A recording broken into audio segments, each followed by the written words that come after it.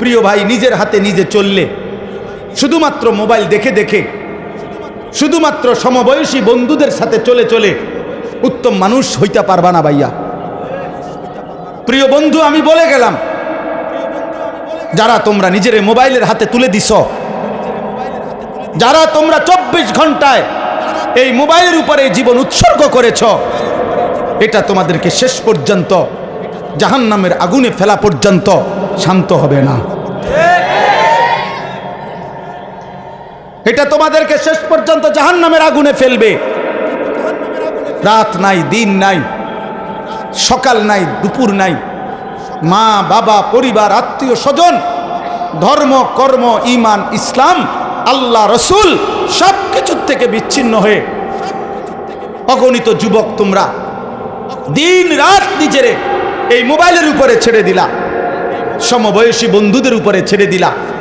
তোমার সমবয়সী বন্ধু 8 ঘন্টা 10 ঘন্টায় যার সাথে চলবার পরেও সেই যে বিকাল 3টা বাজে এই 4টা বন্ধুর লগে বাইর হইলা, তোমার বন্ধু সমবয়সী রাতের 11টা বাজে ঘরে ফিরলা, মাঝখানে 8 ঘন্টা গেছে, 3টা থেকে 11টা, আসরের ওয়াক্ত, মাগরিবের ওয়াক্ত, এশার ওয়াক্ত, 3 ওয়াক্ত নামাজ হইছে, কিন্তু তোমার বন্ধু নামের ওই দুষ্ট একটাবারও তোমারে 1 ওয়াক্ত নামাজের কথা বলল না, বরং একবার নারী, একবার ছবি, একবার গান, একবার বাদ্য, একবার মোবাইল, একবার অসভ্য কথা, অশ্লীলতা, বেহায়াপনা, এই কথাগুলোই বলছে বা মনে করাচ্ছে, এই নিয়েই ব্যস্ত রাখছে। আল্লাহর কসম বন্ধু, এই মানুষ তোমার বন্ধু না, ও শয়তান, শয়তান, শয়তান ছাড়া আর কিচ্ছু না হয়। ওইটা ইবলিস, ওইটা ইবলিস, ওইটা ইবলিস, ওইটা আদুব মুবিন, ওইটা স্পষ্ট শত্রু শয়তান, স্পষ্ট দুশ্মন। এটা যে তোমারে আল্লাহ চিনায় না, যে তোমারে আখিরাত চিনায় না, যে তোমারে পরকাল মনে করায় না, যে তোমারে মালিকের সন্ধান দেয় না। অতএব আমি আমার কথা শেষ করতে চাই। আমার কথা এটাই, আজকে এই তাজকিয়া, এই ইসলাহি জোর, এ আহলুল্লাহ ওলামায়ে কেরামের সংস্পর্শে, আল্লাহর প্রিয় বান্দাদের সান্নিধ্যে কিশোর যুবক তোমরাও সময় দাও, বয়স্ক বাবা চাচা আপনারাও সময় দেন। আপনাদেরকে অনুরোধ করছি, তাইলে দুনিয়াও সুন্দর হবে, আখিরাতও সুন্দর হবে। একাকী চলবেন না, নিজের বুঝে চইলেন না। হাকিমুল উম্মত মুজাদ্দিদুল মিল্লাত হযরত মাওলানা শাহ আশরাফ আলী থানভী রাহমাতুল্লাহ আলাইহি বলছেন, জু মুস্তাকিল বিজাত ও মুস্তাকিল বজ্জাত, যে মনে করে আমি স্বয়ং সম্পূর্ণ, আমার বুঝে আমি চলবো, হযরত বলেন মনে রাখবা সে একটা স্বয়ং সম্পূর্ণ বজ্জাত। ও মুস্তাকিল বিজাত না, মুস্তাকিল বজ্জাত। এই জন্য দয়া করে আজকের এই ইসলাহি জোরে আমি সকলের কাছে আহ্বান জানাই। অনেক নওজোয়ান ভাই আসছো, ভাই তোমরা নিজে নিজে চইলো না, নিজের উপরে চইলো না। চুল তোমার মন মতো, পোশাক তোমার মন মতো, তোমার জীবন চলা ফেরা মন মতো। মন চাইলে ঘুমাও, মন না চাইলে ঘুমাও না। রাতের 3টা বাজে তবুও ঘুমাচ্ছ না, সকাল 10টা বাজে তবুও উঠতেছ না। আরে দোস্ত, এটা কোনো মুমিনের জীবন হয় না, এটা কোনো মুসলমানের জিন্দিগি হয় না, এটা কোনো ইমানদারের পরিচয় হয় না। এ জীবন জন্তু জানোয়ারের হইতে পারে, যার কোনো লাগাম নাই, যে লাগামহীন, যার কোনো হিসাব নাই। মুমিন হিসাব করে চলে। ইন্নাস সালাতা কানাত আলাল মুমিনিনা কিতাবাম মাওকুতা, আল্লাহ বলে প্রতিটা নামাজ আমি আল্লাহ মুমিনের উপরে সময় গুনে গুনে ফরজ করেছি। আল্লাহ বলে সময়কে আমি 5টা ভাগে নাম দিয়েছি, নাম করেছি, সকাল, দুপুর, বিকেল, সন্ধ্যা, রাত। এজন্য 5 ওয়াক্ত নামাজও প্রত্যেক ওয়াক্তের পরিবর্তন, সময়ের পরিবর্তনের সাথে আমি আল্লাহ একটা একটা নামাজ বেঁধে দিয়েছি। যখন সকাল হয় ফজর, দুপুর হয় জোহর, বিকাল হয় আসর, সন্ধ্যা হয় মাগরিব, রাত হয় এশা। আল্লাহ তাআলা বলেন, মোমেন আমি চেয়েছি সময়ের প্রতিক্ষণে আমি যেন তোমাকে সাথে রাখতে পারি, তোমাকে বেঁধে রাখতে পারি, আমি আল্লাহর সাথেই জুড়ে রাখতে পারি। এই জন্য দয়া করে নিজে নিজে চইল না। আল্লাহকে বাদ দিয়ে চললে, দিনকে বাদ দিয়ে চললে এ জীবন সুন্দর হয় না। আল্লাহ তাআলা আমাদের সবাইকে উত্তমভাবে ওলামায়ে কেরামের সোহবতে সান্নিধ্যে থাকার তৌফিক দান করেন আমাদের। সবাই যদি অন্যরে শুনাইতে ব্যস্ত হয় তো নিজে শুনবে কখন? মানুষের কল্যাণে যদি এত বেশি পেরেশান যে নিজের নামাজ সেজদা আখেরাতের ফিকিরও নাই, তো হইল কেমন? নিজেকে বাদ দিয়ে তো শুধুই অন্যের ফিকির, এটা উচিত না। এই জন্য দোস্ত, আমায় একটু অনুরোধ, কিছুক্ষণ সময়, যেটুকুই সময় আমি পাই, আল্লাহ যেটুকু তৌফিক দেয় বলার চেষ্টা করছি, এইটুকু সময় আপনারা মেহেরবানি করে, বিশেষ করে নওজোয়ান ছেলে, তোমরাও এই হাতে ধরা মোবাইলগুলো বন্ধ করে দাও, নামায় ফেলো, ভালো হবে। আমি বললাম ভালো হবে, এতে উপকার হবে। নিজের মধ্যে আখেরাতের ফিকির আসে। ইসলাহি মাহফিলের এই জোর, ইসলাহি জোরের মূল মাকসাদ কিন্তু এটা, ইসলাহে নফস। অর্থ হলো নিজের সংশোধন, আত্মসংশোধন, আত্মশুদ্ধি, আত্ম উন্নয়ন, নিজের উন্নয়ন। কোরআনুল কারীমের মধ্যে আছে, আল্লাহ তাআলা বলেন, ইয়া আইয়ুহাল্লাযীনা আমানু আলাইকুম আনফুসাকুম, হে ঈমানদারগণ, তোমরা প্রত্যেকেই নিজেকে আঁকড়িয়ে ধরো। আল্লাহ তাআলা বলেন, ইয়া আইয়ুহাল্লাযীনা আমানু কু আনফুসাকুম ওয়া আহলিকুম নারা, হে ঈমানদারগণ, তোমরা প্রত্যেকেই নিজেকে বাঁচাও জাহান্নামের আগুন থেকে, এবং পরিবারের সদস্যদেরকেও বাঁচাও জাহান্নামের আগুন থেকে। এখানে কিন্তু ইচ্ছা করলে একসাথে বলতে পারত যে, হে ঈমানদারগণ, তোমরা সকলেই নিজেকে জাহান্নামের আগুন থেকে বাঁচাও। পরিবারের সদস্য আলাদা বলছে, তোমাকে বাঁচাও আলাদা বলছে। অর্থ হইল, যদি কখনো এমন হয় তোমার হাজারো চেষ্টা, মেহনত, ফিকিরের পরেও তোমার খুদ পরিবারও, তোমার বিবি বাচ্চাও আর আল্লাহর পথে চলতেছে না, আল্লাহ বলতে চাচ্ছেন তখনও তুমি একা হলেও নিজেকে জাহান্নাম থেকে বাঁচাও। যে ঠিক আছে, আর পারলাম না তোমাদের কারো সাথে, বিবি বাচ্চা কাউরেই ফিরাইতে পারলাম না, তো তখনও যে আমি আর একজনে কি করবো, থাক, 10 জনের যেই দশা আমারও সেই দশা, না, এটা বলা যাবে। এই জন্য আল্লাহ তাআলা আলাদা বলছে, কু আনফুসাকুম, তোমরা নিজেকে বাঁচাও জাহান্নামের আগুন থেকে। ও আহলিকুম, আলাদা বলছে, পরিবারের সদস্যদেরকে বাঁচাও জাহান্নামের আগুন থেকে। তার মানে কেউ যদি না আসে তো একাই আল্লাহর দ্বীনের উপরে থাকে, নিজেকে বাদ দেওয়ার সুযোগ দেয়, নিজেকে ভুলে যাওয়ার কোনো সুযোগ নেই, কোনো সুযোগ নেই। হযরত হুযায়ফা রাদিয়াল্লাহু তাআলা আনহু একজন বিখ্যাত সাহাবী ছিলেন। হুযায়ফা নবীজি সাল্লাল্লাহু আলাইহি ওয়াসাল্লামকে তিনি একদিন, লম্বা হাদিস এর একটা শুধু অংশ বলতেছি, তিনি একদিন নবীজি সাল্লাল্লাহু আলাইহি সাল্লামকে বলছিলেন, ইয়া রাসূলুল্লাহ, আমি যদি জীবন চলার পথে কখনো এমন হয় যে আল্লাহর পথে চলতে গিয়ে, আল্লাহর হুকুম মানতে গিয়ে আমার সাথে আর কেউ নাই, কারোর সাথে আর মিশতে পারলাম না, মিলতে পারলাম না, তখন আমি একাই হয়ে গেলাম, তখন আমি কি করব? আল্লাহ নবী সাল্লাল্লাহু আলাইহি ওয়াসাল্লাম বলছেন, ফাতাজিলিল ফিরাকা কুল্লাহা, তাহলে সব দল মতবাদ তখন সব ছেড়ে দাও। ওয়ালাউ আন তাআদ্দা বিআসলি শাজারাতিন, আর তুমি প্রয়োজনে একাই গাছের গোড়ালি শিকড় কামড়াইয়া, মাড়ির দাঁত দিয়া কামড়াইয়া, আঁকড়াইয়া ধরে হলো আল্লাহর দ্বীনের উপরে থাকো, একাই থাকো, একাই থাকো। ওয়া আনতা আলা দীনিক, তুমি তোমার দ্বীনের উপরে থাকো। তাহলে কি বোঝা গেল? এই ইসলাহি মজলিসের, ইসলাহি ফিকিরের মূল ফিকির নিজের ঈমান, আমল, নিজের আখিরাত সুন্দর করা, আত্মশুদ্ধি, তাজকিয়া, তাসাউফ, একই কথা। পীর মুরিদি, খানকা, ইসলাহি বয়ানাত, এই সব কিছুর মাখরাজ, এগুলোর আর্থিক উন্নতি, নিজের আত্ম উন্নয়ন, দ্বীনের কাজের জন্য উলামায়ে কেরাম ভিন্ন ভিন্ন মজমা কায়েম করেন। রাষ্ট্রকে, দেশকে রাজনৈতিক দিক নির্দেশনা দেওয়ার জন্য উলামায়ে কেরাম ভিন্ন মজমায় বলেন।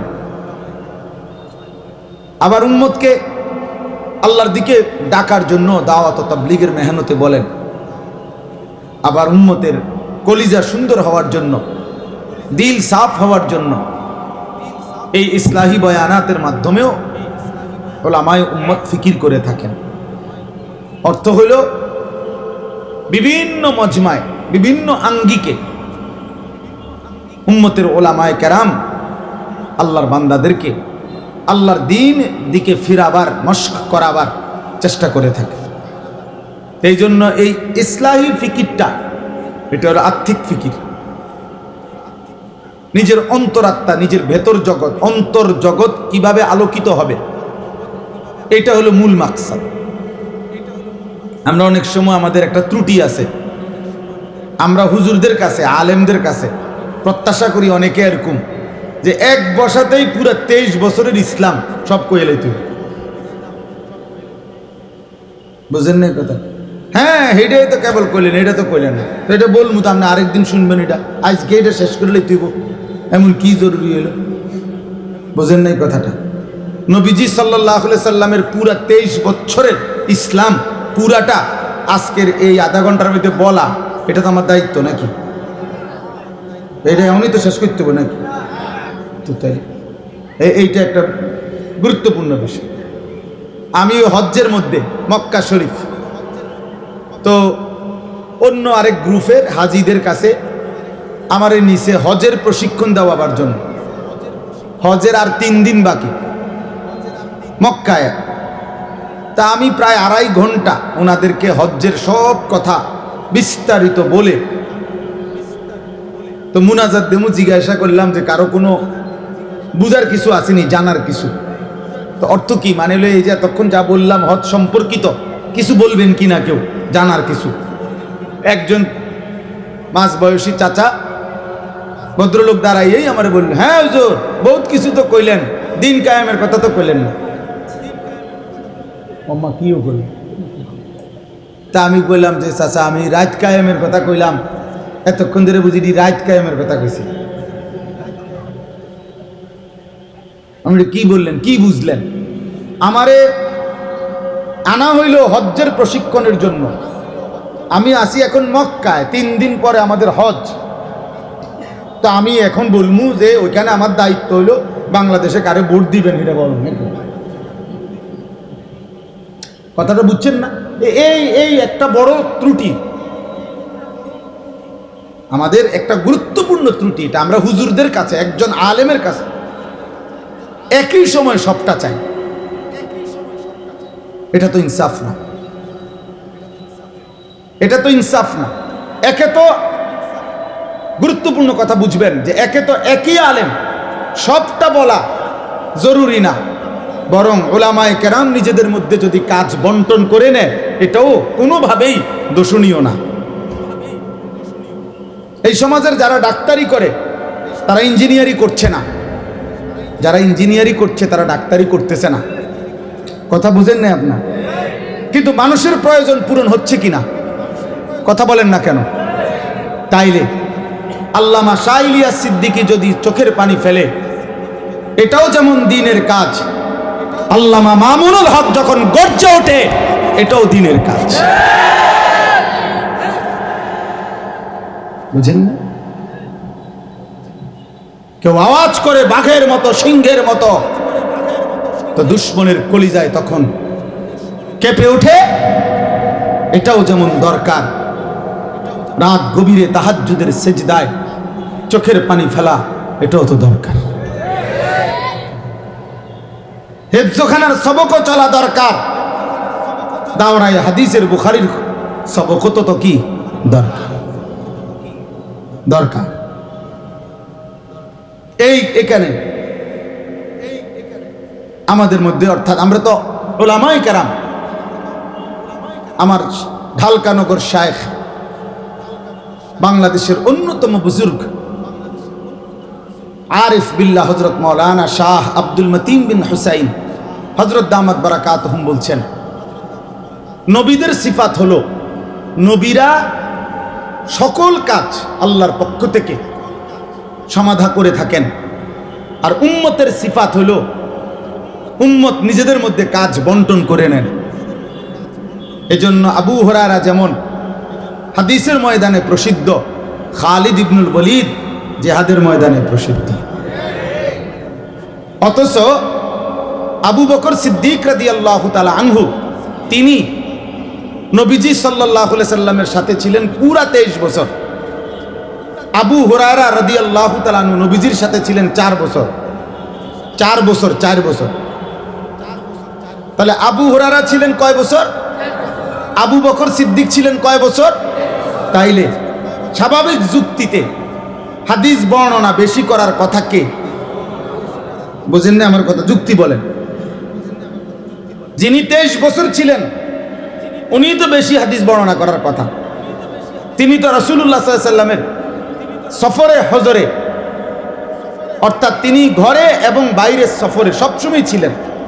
একাকিত্বে যখন 3 রাত গারে সৌরের মধ্যে হিজরতের সময় ওই গুহার মধ্যে একাকী ছিলেন, তখনও আবু বকর সাথে ছিলেন।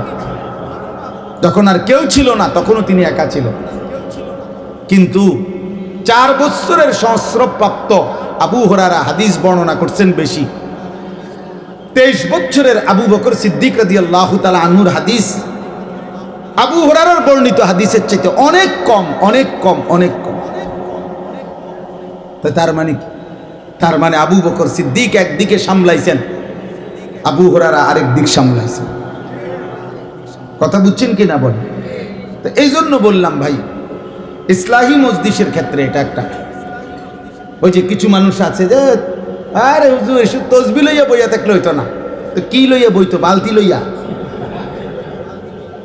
আমনে কোন কি বালতি লইয়া বইতো নাকি? তা কি লইয়া বইতো? আমনে কোন না তসবিহ লইয়া বইলে যখন হইতো না, কি লইয়া বইতো? আপনি বুদ্ধি দেন, আপনি বলে।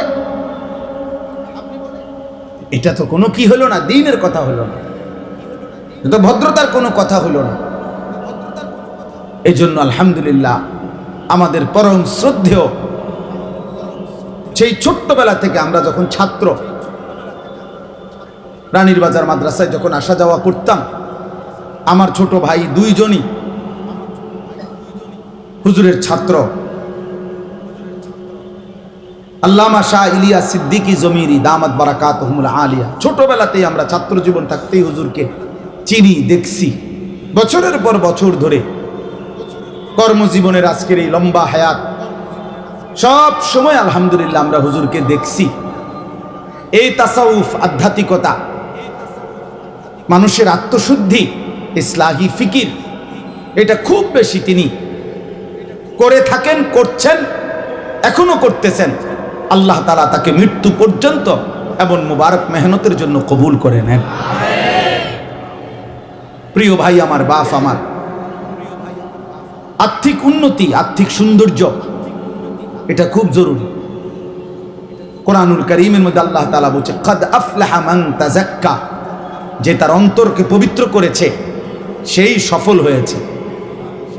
আর কোরআনের ভাষায় সফলতা মানে জান্নাত পাওয়া। ফামান যুহজিহা আনিন নার ওয়া উদখিলাল জান্নাতা ফাকাদ ফাজা। সরাসরি কোরআনে আল্লাহ বলছে, যাকে জাহান্নাম থেকে মুক্তি দেয়া হলো এবং যাকে জান্নাতে প্রবেশ করানো হলো, ফাকাদ ফাজা, সেই কেবল সফল হলো। তাহলে কোরআনের ভাষায়, ইসলামের ভাষায় সফলতা জান্নাত পাওয়া। সফলতা কি পাওয়া বলেন না? জান্নাত পাওয়া। তো আল্লাহ তাআলা বলেন, কাদ আফলাহা মান তাযাক্কা, যে তার অন্তরকে পবিত্র করেছে সে সফল হয়েছে, মানে জান্নাত পেয়েছে। তাহলে জান্নাত পাওয়ার জন্য অন্তর পবিত্র রাখা, দিল সাফ করা, এটার উপরে মেহনত, চেষ্টা করা, এটার জন্য চেষ্টা তদবির করা, এটা জরুরি। কোরআনুল কারীমের মধ্যে আল্লাহ তাআলা সবচেয়ে বেশি কসম করছেন যে কথা বলার জন্য, সেটা হলো এই অন্তর পবিত্র করার জন্য, এই মেহনতের জন্য। কোরআন শরীফে বহু কথা বলার জন্য আল্লাহ নিজে কসম করছে, কসম বিভিন্ন জিনিসের, ওয়াত্তিন ওয়াজ্জাইতুন ওয়াতুরে সিনিন ওয়াহাদাল বালাদিল আমিন, এগুলা কসম। ওয়াদ্দুহা ওয়াল্লাইলি ইদা সাজা, এগুলা কসম। লা উকসিমু বিহাদাল বালাদ ওয়া আনতা হিল্লুম বিহাদাল বালাদ, এগুলা কসম। এরকম কসম আছে কোরআনে। আল্লাহ কসম করে করে বিভিন্ন জিনিসের আল্লাহ বিভিন্ন কথা বলছেন। কোথাও একটা কসম করছে, দুইটা, তিনটা, চারটা, কিন্তু কোরআনুল কারীমে আল্লাহ তাআলা একসাথে 14টা কসম করছেন এক জায়গায়। 14টি কসম করে, ধারাবাহিক 14টা কসম করে এরপরে আল্লাহ বলছেন কাদ আফলাহা মান যাক্কাহা, যে তার অন্তরকে পবিত্র করেছে সে সফল হয়েছে। আল্লাহ বলেন এই কথাটা বলার জন্য আমি 14টি কসম করলাম। ওয়াশ-শামসি ওয়া দুহাহা ওয়াল কমারি ইদা তালাহা ওয়ান নাহারি ইদা জাল্লাহা, এই সূরা। এখানে প্রতিটার মধ্যে দুইটা দুইটা কসম আছে। খতিব আজম মুনাজির জামান আল্লামা নুরুল ইসলাম অলিপুরি দামাত বারাকাতুহুমুল আলিয়া, হযরতের জবানে আমরা এটা পুরাপুরি শুনছি, আমি নিজে শুনছি এই ব্যাখ্যাটা, 14টি কসমের ব্যাখ্যা। তাহলে বলতেছিলাম কাদ আফলাহা মান যাক্কাহা, অন্তরকে পবিত্র করা, অন্তরকে পবিত্র করা কারো মাধ্যমে, কারো তত্ত্বাবধানে, কারো কাছে নিজেকে সুপুর্দ করার মাধ্যমে, নিজের দিল সাফ করা, নিজের অন্তরকে অসংখ্য মন্দ অভ্যাস, কুরিপু, বদ আখলাক থেকে পবিত্র করে উত্তম অভ্যাস, উত্তম আখলাক দ্বারা সুসজ্জিত করা, এটা একটা মেহনত। এটা এমনি হয় না, বলে দিলেই হবে না যে ভালো হয়ে যাও। বুঝেন না কথাটা? এরকম এক লাইন বলে দেওয়া যাবে না, এ বললেই সে ভালো হয়ে গেল, বিষয়টা এমন না, বিষয়টা এমন না। অথবা নিজে নিজে বলল আমি ভালো হয়ে গেলাম, না আমি ভালো হয়ে গেলাম বললেই ভালো হয় না। কোরআনুল কারীমের মধ্যে আছে আল্লাহ তাআলা বলছেন ওয়ালাউলা ফাদলুল্লাহি আলাইকুম ওয়া রাহমাতুহু মা যাকা মিনকুম মিন আহাদিন আবাদা। সূরা নূরের মধ্যে আল্লাহ বলেন, দেখছি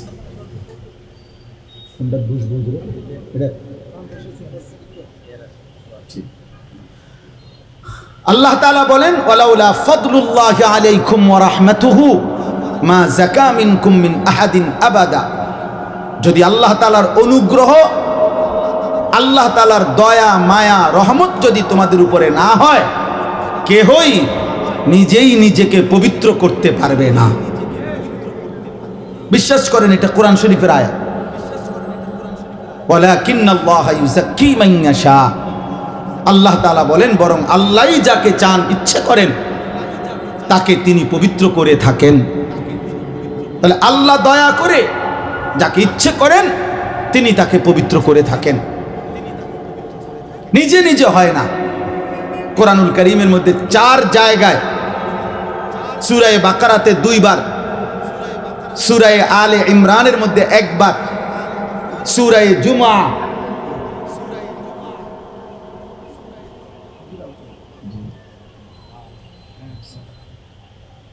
সূরা জুমার মধ্যে 1 বার, কোরআনুল কারীমে মোটে 4 বার আল্লাহ তাআলা এই কথাটা বলছেন যে আমি আমার নবী সাল্লাল্লাহু আলাইহি সাল্লামকে, প্রিয় নবী সাল্লাল্লাহু আলাইহি সাল্লামকে আল্লাহ তাআলা এই পৃথিবীতে কেন পাঠাইছেন, নবীজি কেন আসলেন পৃথিবীতে, 23 বছরে তিনি কি করলেন, আল্লাহ তাকে কেন পাঠাইলেন। কোরআনুল কারীমে 4 বার এই কথা আছে। রব্বানা ওয়াবআস ফীহিম রাসূলাম মিনহুম, এই আয়াতে 1 বার আছে। কামা আরসালনা ফীকুম রাসূলান, এই আয়াতে আছে। লাকাদ মান্নাল্লাহু আলাল মুমিনিনা ইয বাআসা ফীহিম রাসূলাম মিন আনফুসিহিম, এই আয়াতে আছে। হুয়াল্লাযী বাআসা ফিল উম্মিয়িনা রাসূলাম মিনহুম, এই আয়াতে আছে। 4 বার এই কথাটা আল্লাহ উল্লেখ করছে যে আমি আমার রাসূলকে এই পৃথিবীতে পাঠিয়েছি 3টি উদ্দেশ্যে। 1 নাম্বার ইয়াতলু আলাইহিম আয়াতিহি, কোরআনুল করিমের বিশুদ্ধ তেলাওয়াত, কোরআনুল করিমের তেলাওয়াত উম্মতকে শোনাবে, শিখাবে, এই মাকসাদে আমি আমার রাসূলকে পাঠিয়েছি।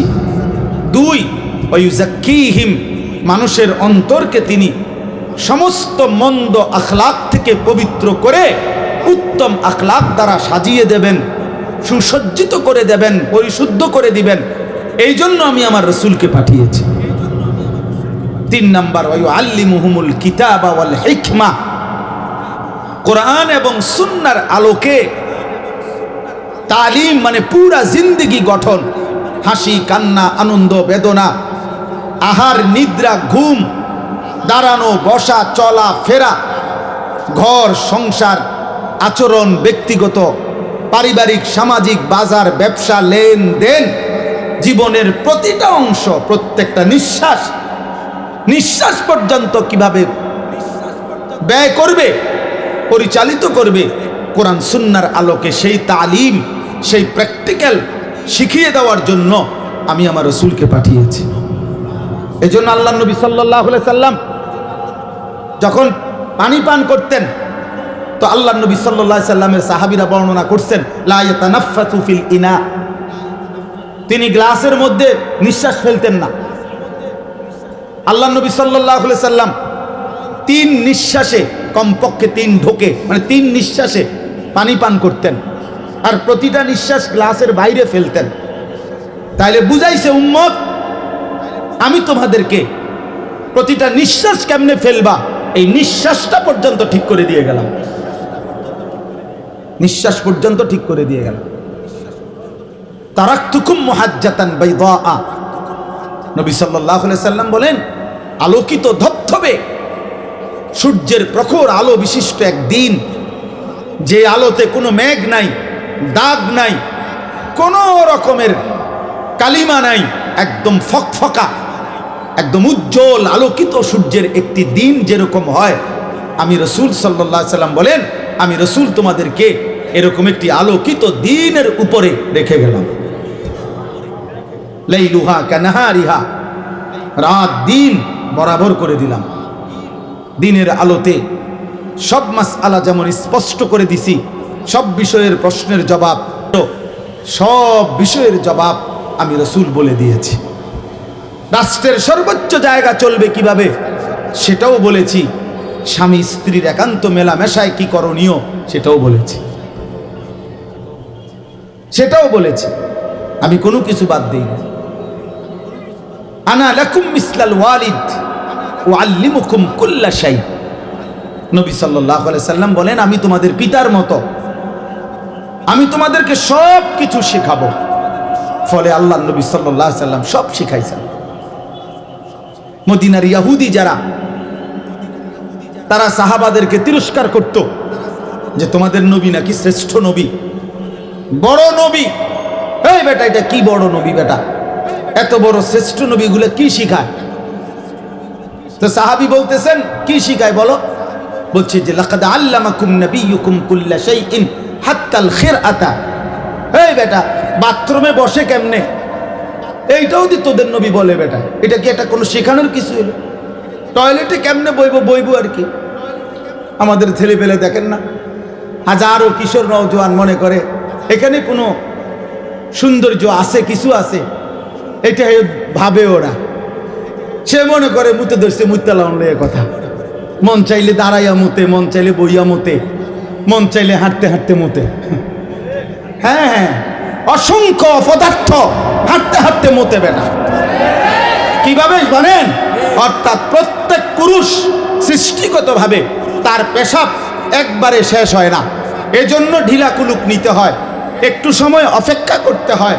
এটা নববী সুন্নাত, এটা রাসূলুল্লাহ সাল্লাল্লাহু আলাইহি সাল্লামের সুন্নাত, তিনি শিখায়া দিয়ে গেছেন। কিন্তু যেই সমস্ত অপদার্থ পেশাব কইরেই সেইটা টান দিয়া হাঁটা ধরে, তার যে বাকি 3 ফুটা 4 ফুটা 5 ফুটা পেশাব পরে ঝরে, এগুলা তার প্যান্টের মধ্যে পড়ে, আর এই সময় তো সে হাঁটতেছে, এই জন্য বাকি পেশাবটা হাঁটতে হাঁটতে মুতে। বুঝেন নাই? কথা কয় শুদ্ধ। কেমন আছেন আঙ্কেল? ভালো আছেন? শুদ্ধ মারো। হ্যাঁ, কেমনে মুতন লাগে সেইটাই বোঝো না, অপদার্থ শুদ্ধ কও কিত্তা? হ্যাঁ, দুইটা লাইন ইংরেজি বললেই ভদ্রলোক। শুদ্ধ কও কেন? পানি তো নিছো না, টয়লেট পেপারই তো ব্যবহার করো নাই।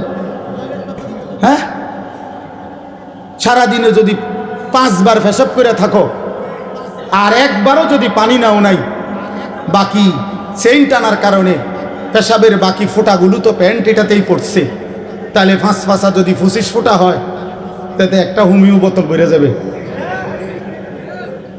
কথা বলেন? হ্যাঁ, তাইলে এই অবস্থায় এই 25 ফোঁটা পেশাব যার প্যান্টে, এই প্যান্ট এটার মধ্যে কি পরিমাণ দুর্গন্ধ আপনি চিন্তা করে দেখেন, আপনি ভেবে দেখেন।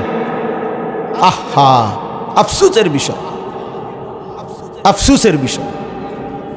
মুসলমানের সন্তান আজকে, অভিভাবকরাও এটা বুঝছে, মুসলমানের কিশোর যুবক ছেলেরাও বুঝছে আমার জীবন আমার হাতে। এই জন্য অভিভাবকও তারে কিছু টাকা দিয়ে অথবা একটা মোবাইলের ব্যবস্থা করে দিয়ে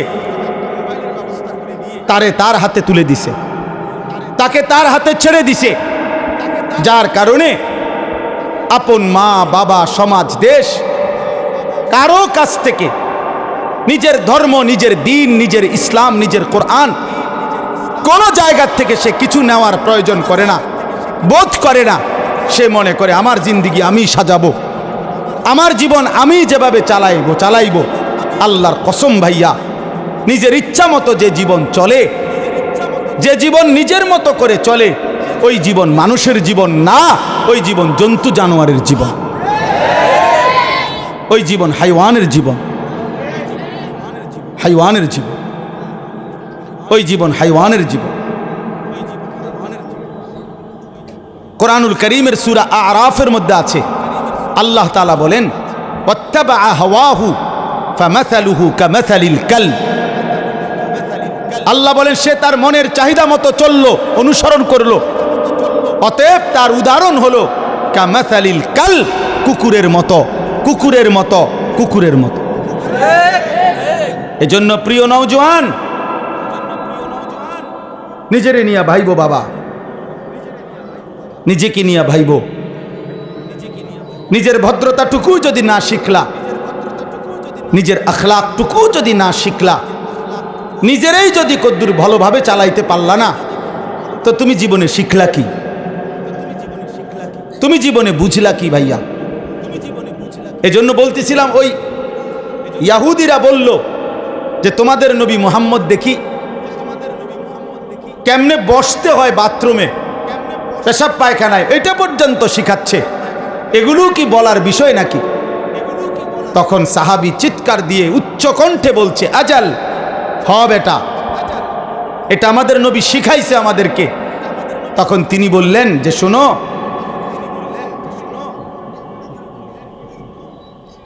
আমাদের নবী সাল্লাল্লাহু আলাইহি সাল্লাম শুধু কেবল কেমনে বসে বাথরুমে এটা না, বরং আমরা কয়টা ঢিলা ব্যবহার করব, আমরা কয়টা ঢিলা ব্যবহার করব, সেইটা পর্যন্ত আল্লাহর নবী আমাদেরকে শিখাইয়া দিয়েছেন। তার মানে তিনি এর দ্বারা লজ্জাবোধ করে নাই সাহাবী, বরং তিনি আরো উৎসাহের সাথে বলছে, হ্যাঁ, তিনি আমাদের এমন নবী যিনি আমাদেরকে বিন্দু বিসর্গ শিখাইয়া দিয়েছেন। সুবহানাল্লাহ। আমার ভাই, আমার মাঝখানের কথাটাই শুধু বলার উদ্দেশ্য ছিল। অনেক বুজুর্গ উলামায়ে কেরাম, আমাদের নানুপুর হযরত দামাত বারাকাতুহুম, এত বড় মহান বুজুর্গ এখানে বসা আছেন।